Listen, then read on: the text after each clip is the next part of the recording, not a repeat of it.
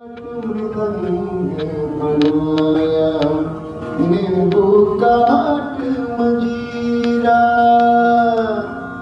पाँच तोरी मंगल गावे पाँच तोरी मंगल गावे नाच बालम कीरा।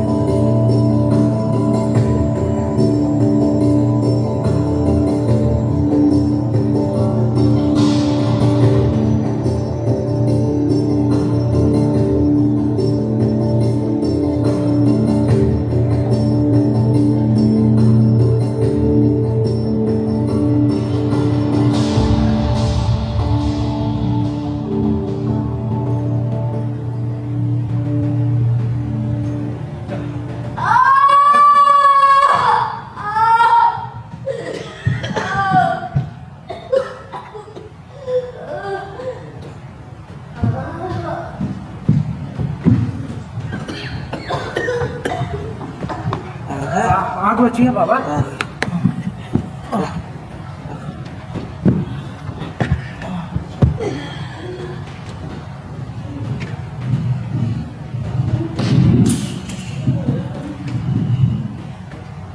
झोपड़े के द्वार पर बाप और बेटा दोनों झुके हुए अलाप के सामने चुपचाप बैठे और अंदर बेटे की जवान बीवी बुढ़िया प्रसव वेदना से पछाड़ खा रही। रह रहकर इसके मुंह से ऐसी दिल हिला देने वाली आवाज निकलती कि दोनों कलेजा थाम लेते। की रात प्रकृति सन्नाटे में डूबी, सारा गांव अंधकार में लय हो गया।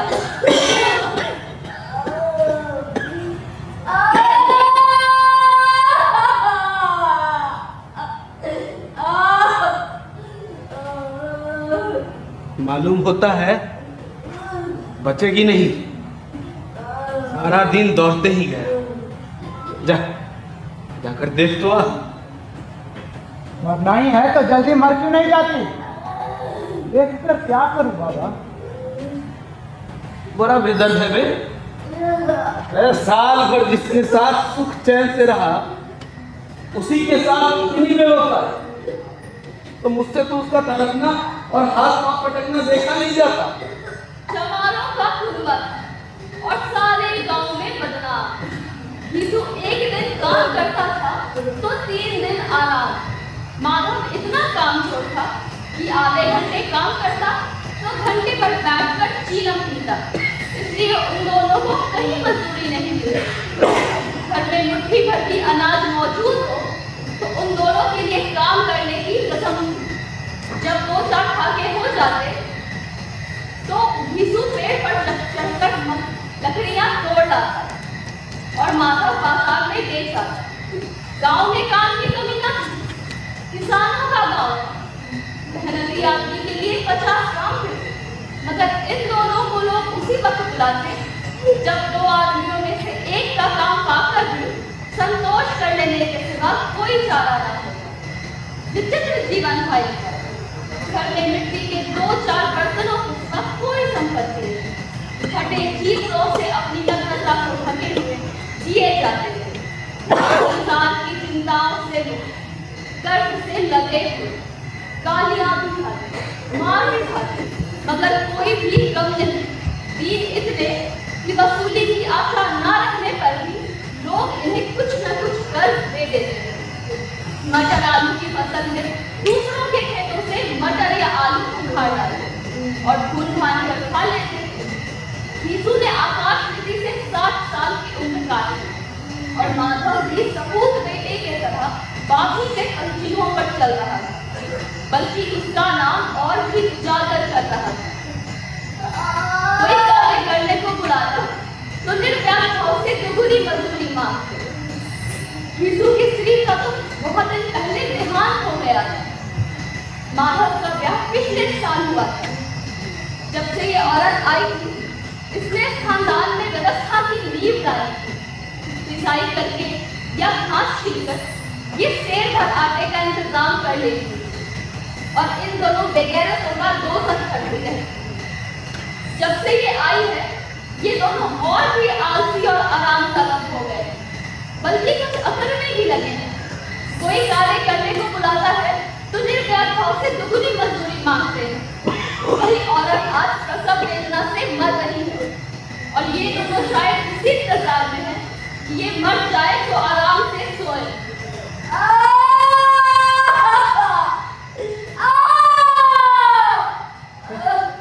जाकर देख तो क्या दशा है उसकी।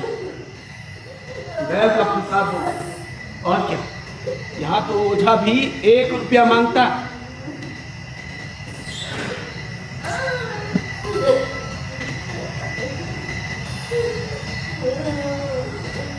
मुझे वहां जाते डर लगता है। मुझे वहां जाते डर लगता है। डर? डर किस बात का? मैं तो यहाँ हूँ ही। हाँ तो तुम ही जाकर देखो ना। मेरी औरत जब मरी थी तो 3 दिन तक उसके पास से हिला तक नहीं था। और मुझसे लग रहा है कि नहीं?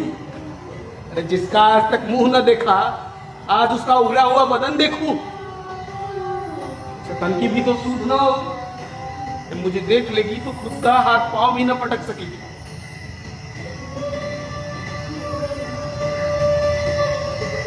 सोचता हूँ कोई बाल बच्चा हो गया तो क्या होगा? सोठ गुड़ तेल कुछ भी तो नहीं है बाबा जी। अब आ जाएगा, भगवान दे तो। जो लोग अभी 1 पैसे नहीं दे रहे हैं, कल वे ही बुला बुला कर देंगे। मेरे 9 लड़के हुए और घर में कभी कुछ न था, पर भगवान ने जैसे करके मेरा पार ही लगाया। जिस समाज में रात दिन मेहनत करने वालों की हालत उनकी हालत से बहुत कुछ अच्छी ना थी, फिर भी किसानों के मुकाबले वे लोग जो किसानों की दुर्बलताओं से लाभ उठाना चाहते थे कहीं ज्यादा संपन्न थे। वहां इस तरह के मनोवृत्ति का पैदा हो जाना कोई अचरज की बात न थी। फिर भी उसे ये तफसील तो थी कि अगर वो फटे हाल है तो उसे किसानों की सी जीत और मेहनत तो नहीं करनी पड़ती। उसकी सरलता और निरीहता से दूसरे लोग बेजा फायदा तो नहीं उठाते। इस वक्त के दोनों आलू निकाल कर जलते जलते खाने लगे। कल से कुछ नहीं खाया, इतना सब्र नहीं है कि उसे ठंडा हो जाने दे। कई बार दोनों की ज़बानें जल गई। छिल जाने पर आलू का बाहरी हिस्सा अधिक गर्म मालूम ना पड़ता, लेकिन दानों के तले पड़ते ही अंदर का हिस्सा ज़बान, फलक और तालू को जला देता है। और उस अंगारे को मुंह में रखने से ज्यादा शरीर इसी में थी कि वो अंदर तक पहुंच जाए। वहां उसे ठंडा करने के लिए काफी सामान था। हालांकि इस कोशिश में कई बार दोनों के आंख से आंसू निकल आए। निशु को उस वक्त ठाकुर की बारात याद आई, जिसने 20 साल पहले को गया था। उस दावत में उसे जो जितनी मिली वो उसके जीवन में एक याद रखने लायक बात थी और आज भी उसकी यादें ताजा थी। वो बोझ नहीं भूलता मानो। सबसे पहले वैसा खाना और भर पेट न मिले। लड़की वालों ने सबको भर पेट पूजा किया, सब बड़े छोटे सब ने खूब पूरियां, वो भी असली घी, चटनी, रायता, 3 तरह के सूखे साग, एक रसेदार तरकारी, दही और मिठाई भी।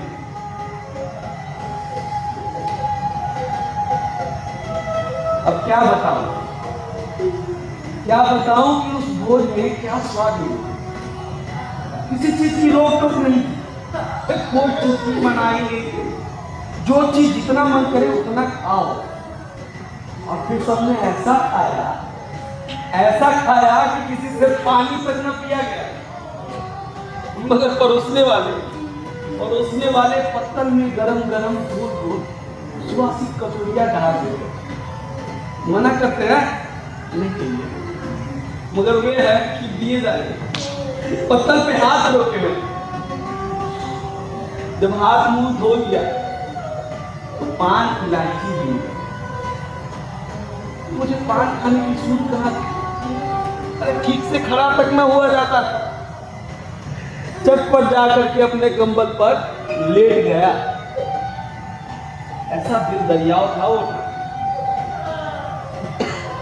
बाबा हाँ, अब वो ऐसा बहुत कोई नहीं खिलाता ना।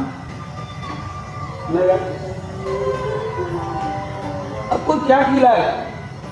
वो जमाना दूसरा थमा था। अब वो हर किसी को किफायत सूझती है। शादी ब्याह में खर्च मत करो, क्रियाकर्म में खर्च मत करो, मगर पटोरने में कोई कमी नहीं है। पूछो कि गरीब का माल बटोर कर कहाँ रखोगे? हाँ, लेकिन खर्च में हर किसी को किफायत सूझती है। अच्छा बाबा, तुमने 20 से पूरियां तो खाई होंगी। मैंने उससे कहीं ज्यादा खाई होगी। मैं तो 50 खा रहा था बाबा। हाँ, तो 50 से कम मैंने भी नहीं खाई होगी। हाँ तो अरे अच्छा खासा पतला था, तो मेरा आधा भी नहीं।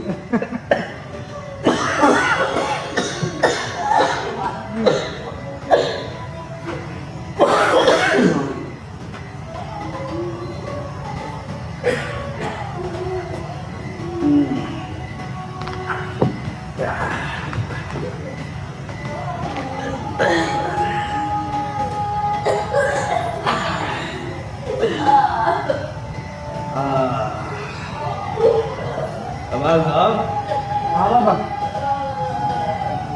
तू कबीर बड़ा अच्छा गाता है, सुना ना। हाँ ठीक है बाबा।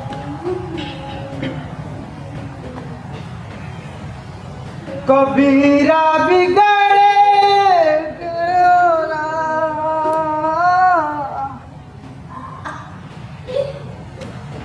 बाबा, हाँ, गाने के लिए ताकत की जरूरत होती है बाबा, और ताकत के लिए पेट में खाने की, भूखे भजन ना हो पाया।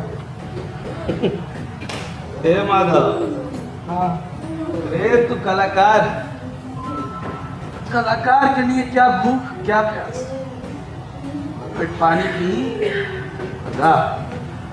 हाँ हाँ बाबा।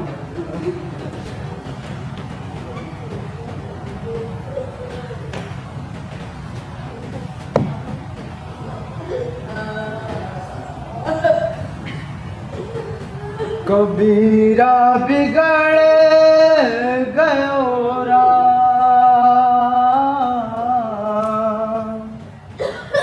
कबीरा बिगड़े गयो राम, मथनी के संग दूध बिगड़ गयो, मथनी के संग दूध बिगड़ गयो, बिगड़ बिगड़ के, बिगड़ बिगड़ के माखन हो गयो,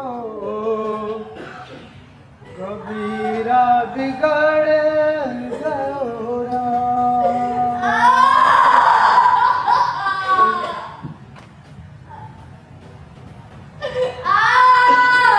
सत्संग के संग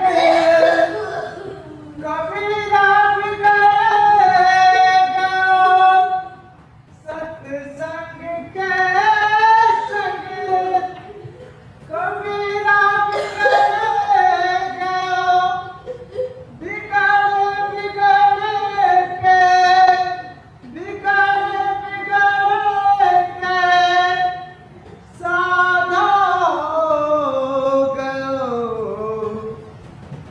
कबीरा बिगड़ गयो राम, कबीरा बिगड़ गयो राम, कबीरा बिगड़ गयो राम, कबीरा बिगड़ गयो राम।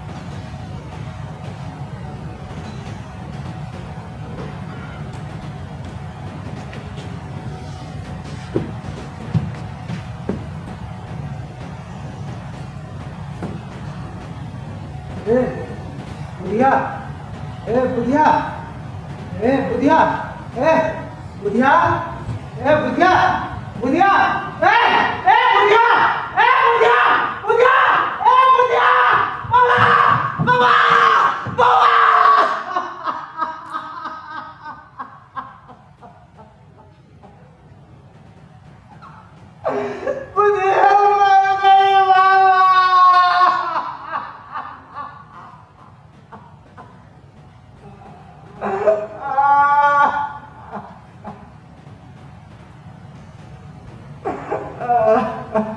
सवेरे माधव ने कोठरी में जाकर देखा तो उसकी स्त्री ठंडी पड़ गई।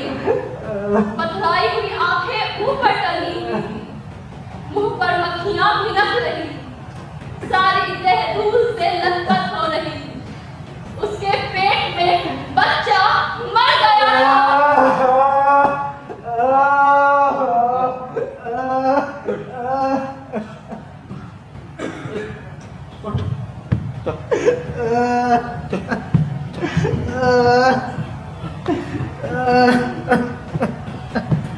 ये ज्यादा रोने पीटने का अवसर ना था।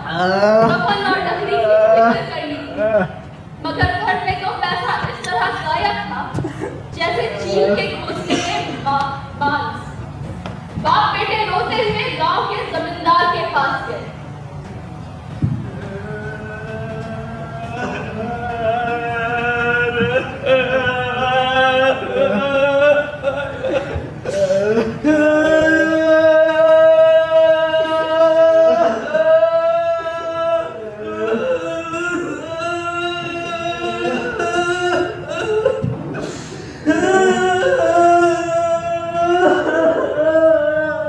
क्या है वे घिसुआ? रोता क्यों है? अब तो तू कहीं दिखाई भी नहीं देता। मालूम होता है तू इस गांव में रहना नहीं चाहता। सरकार कल रात माधव की घरवाली गुजर गई सरकार। हम दोनों देर रात तक उसके सिराने में बैठे। वो तरह नहीं सरकार। 2000 रुपये कुछ भी हमसे हो सका हमने किया। मुदा वो हमें दगा देंगे। हमको एक रोटी देने वाला भी नहीं बचा पाले। घर चल गया। अब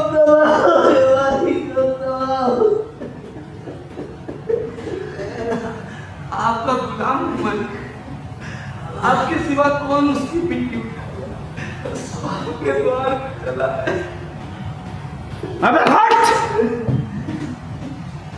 यूं तो बुलाने पर भी नहीं आता और आज जब गरज पड़ी है तो खुशामद करने आया है। हरामखोर कहीं का बदमाश।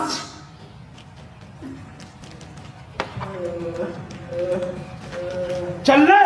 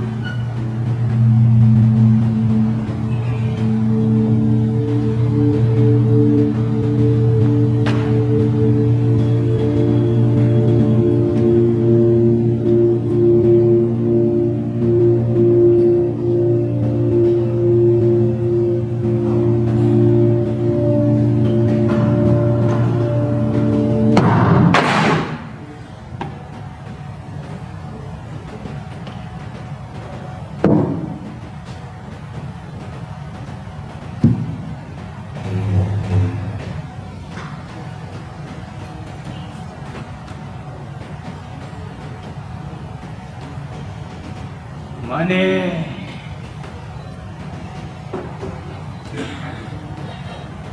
मने मने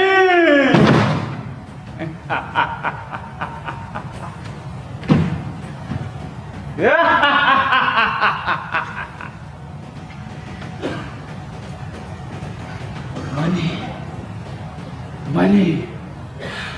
मने मने मने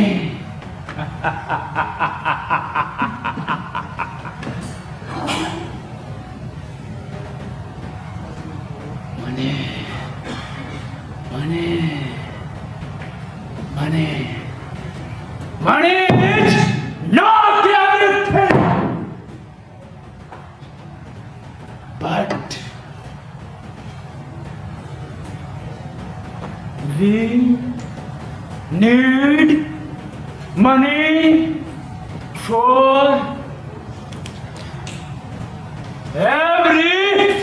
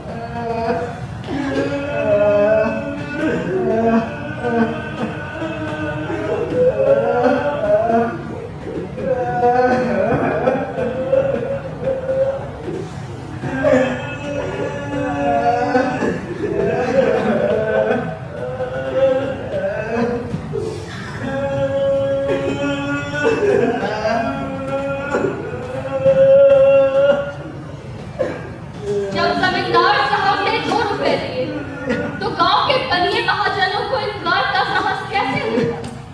यीशु जमींदार के नाम का ढिंढोरा भी पीटना खूब जाता। किसी ने 2 आने दिए, किसी ने 4 आने, और 1 घंटे में यीशु के पास 5 रुपए की अच्छी रकम जमा हो गई।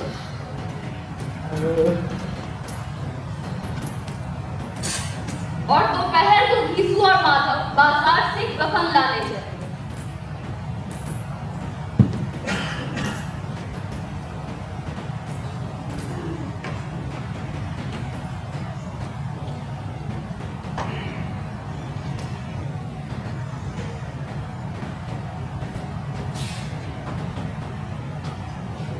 अरे वाह वाह, एक कैसा बुरा रिवाज है तेरा, जिसे जीते जी तन ढकने को एक चीथड़ा न मिला,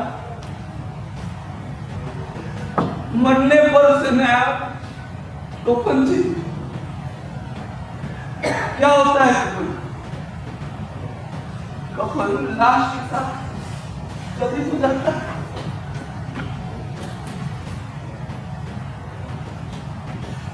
सोचता हूँ यही रुपये अगर पहले मिले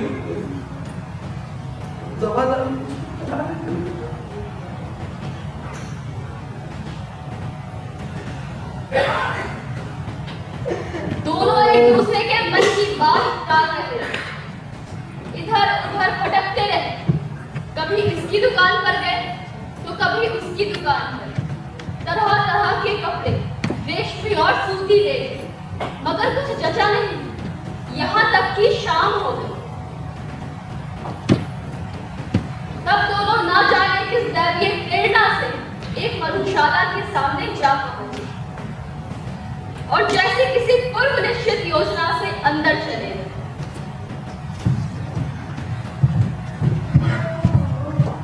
वहां यीशु ने गद्दी के सामने जाकर कहा, साहू जी, एक लवनी हमें भी देना।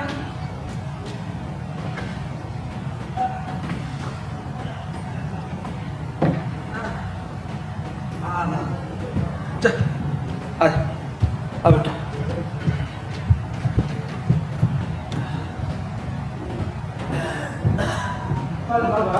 बाबा छोड़ क्या लिया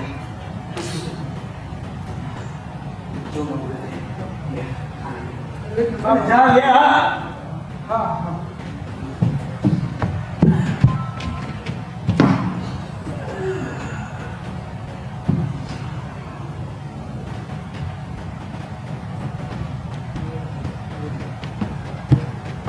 Yeah.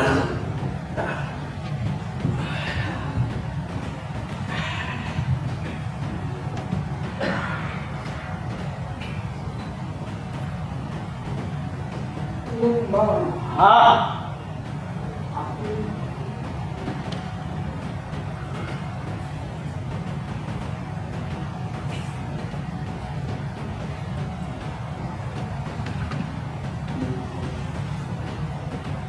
बाबा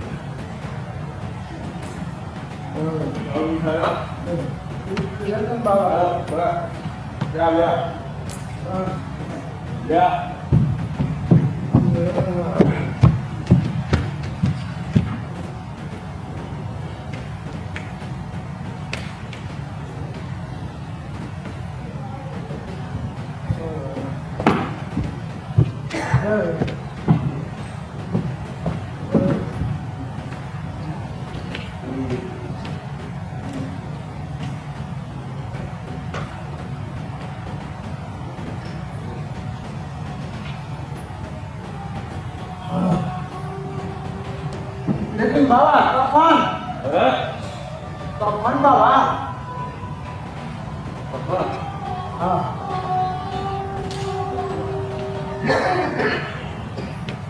कफन लगाने से क्या मिलेगा? कफन लगाने से क्या मिलेगा? अरे जल्दी तो जाता कुछ बहू के साथ तो नहीं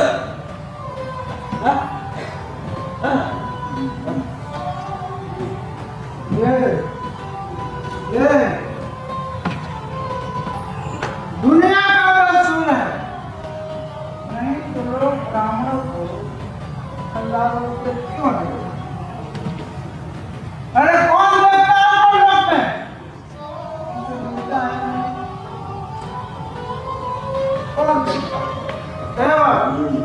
कौन देखता है बाबा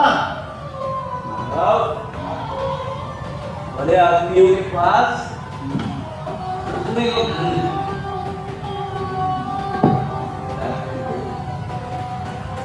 हमारे पास क्या है?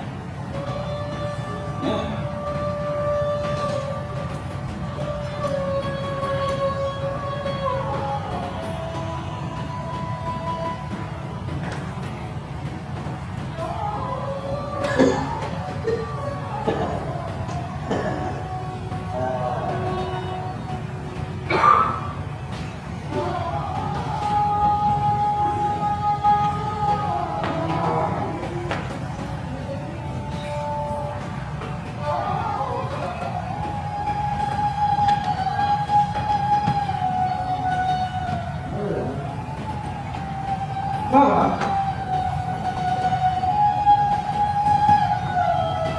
लोग पूछेंगे नहीं कफन कहाँ तो क्या करोगे बाबा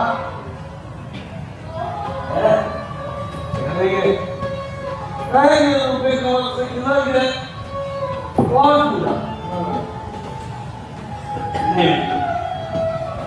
लोग विश्वास बनाएगा लोग रुपए निकाल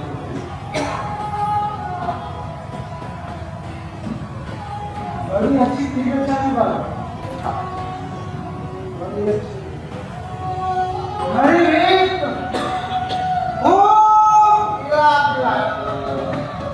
है देखो पूड़िया बजली चना अरे मछली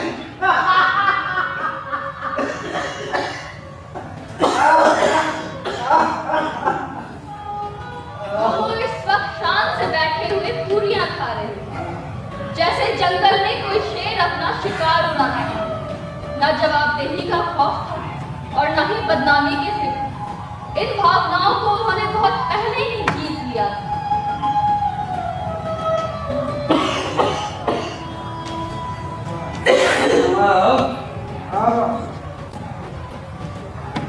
हमारी आत्मा प्रसन्न हो गई।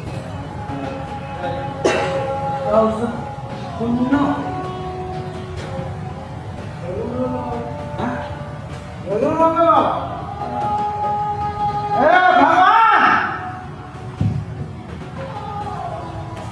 तुम अंतर्यामी हो भगवान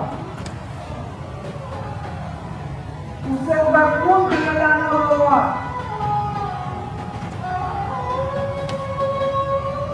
हम तुम्हें हृदय से आशीर्वाद दे रहे हैं बाबा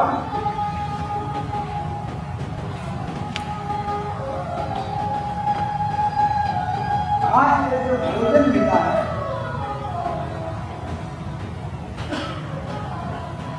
वो बात नहीं मिला था ना हुआ उससे बचपन से मिला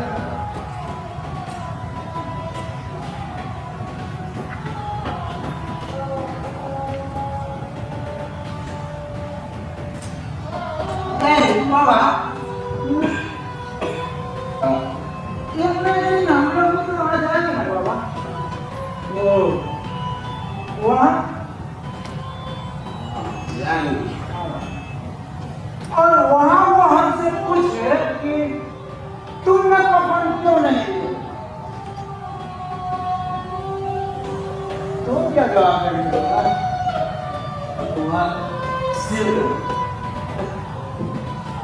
लेकिन पूछे की जरूर था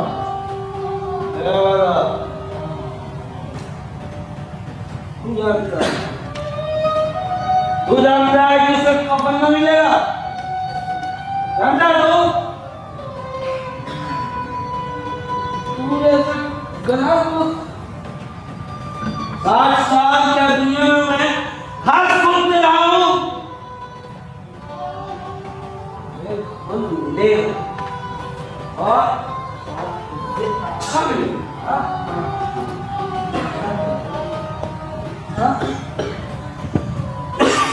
कौन देगा कफन बाबा अरे कौन देगा कफन रुपए तो पाए तुमने चक्कर लिए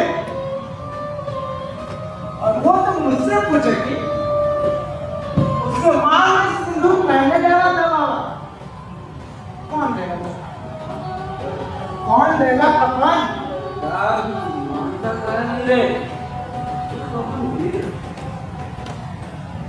तुम बताते क्यों नहीं कौन देगा कौन वही लोग देंगे तो इस बात के हाँ बाकी रुपए हमारे हाथ नहीं है। हाँ ज्यों-ज्यों अंधेरा बढ़ता था, उसकी चमक भी तेज होती थी, मधुशाला की रौनक भी बढ़ती जाती थी। वहाँ के वातावरण में सरूर था और हवा में नशा। कितने तो यहाँ आकर एक चुल्लू में मस्त हो जाते थे। शराब से ज्यादा वहाँ की हवा उन पर नशा करती थी। जीवन की बाधाएं खींच लाती थी और कुछ देर के लिए वे भूल जाते थे कि वे जीते हैं या मरते हैं, या ना जीते हैं ना मरते हैं।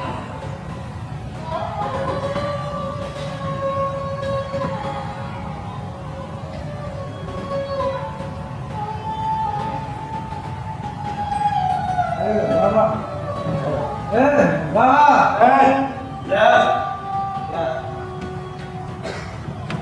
वो भिखारी हम लोग कैसे देख रहे हैं तो क्यों देख रहे हैं बाबा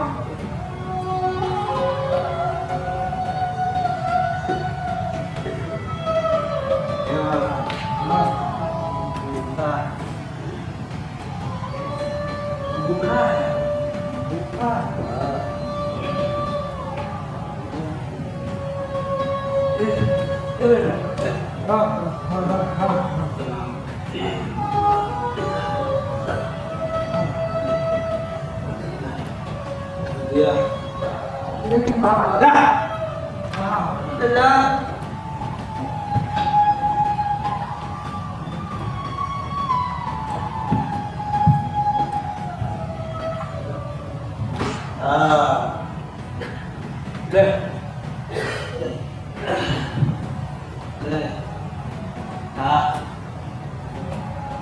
तू खा।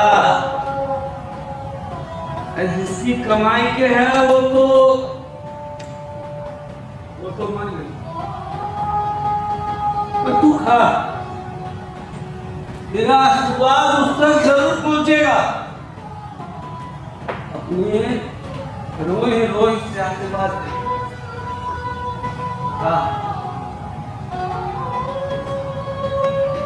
बड़ी बड़ी गाड़ी कमाई के है।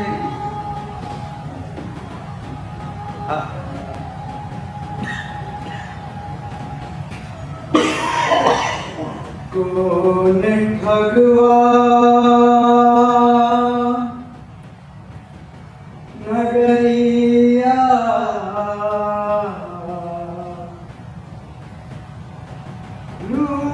लूटल हो। कौन ठगवा नगरिया लूटल हो।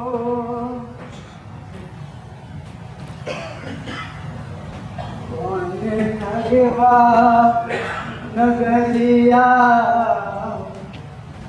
लूटल हो।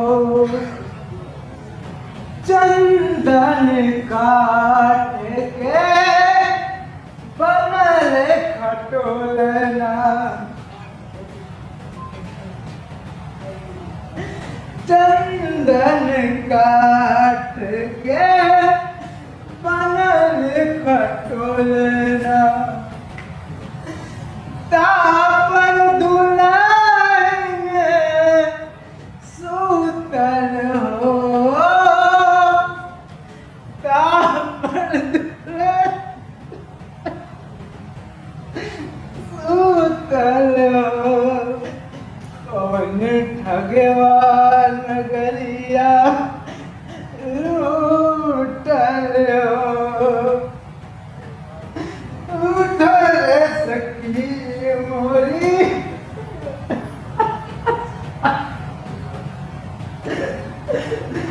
मांग सवारो। सखी रे उठो तो मांग सवारो।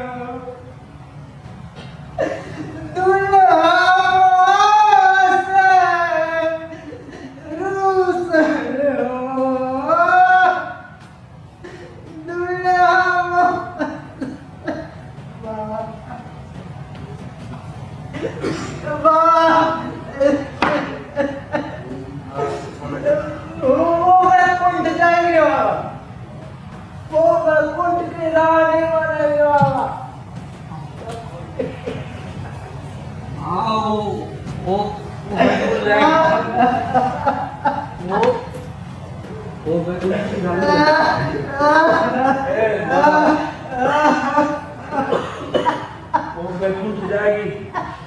वो बैकुंठ की रानी बनेगी रे बेटा।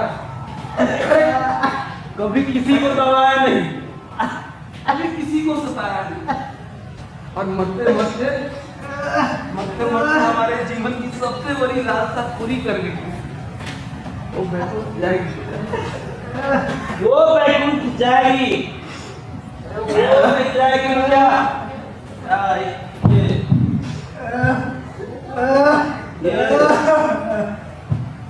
ये मोटे मोटे लोग हैं जो अपने दोनों हाथों से गरीबों को लूटते हैं, पाप करते हैं, और फिर उसी पाप को धोने के लिए गंगा में स्नान करते हैं, मनारों पर चाल देते हैं। घरों में मोमबत्तियां जलाते हैं, हो जाएगी वो जाएगी। अरे वो नहीं जाएगी तो क्या ये लोग जाएंगे।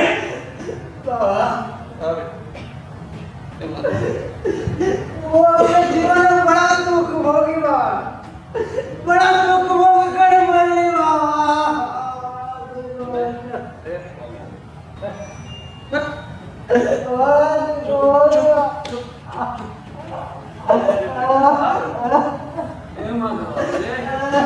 रोता का है, रोता का है। अरे माना तू खुश हो कि वो इस माया जाल के बंधन से मुक्त हो। खुश हो कि वो इस मोह माया के बंधन को तोड़ देने तोड़ दे। बेटा बस मारा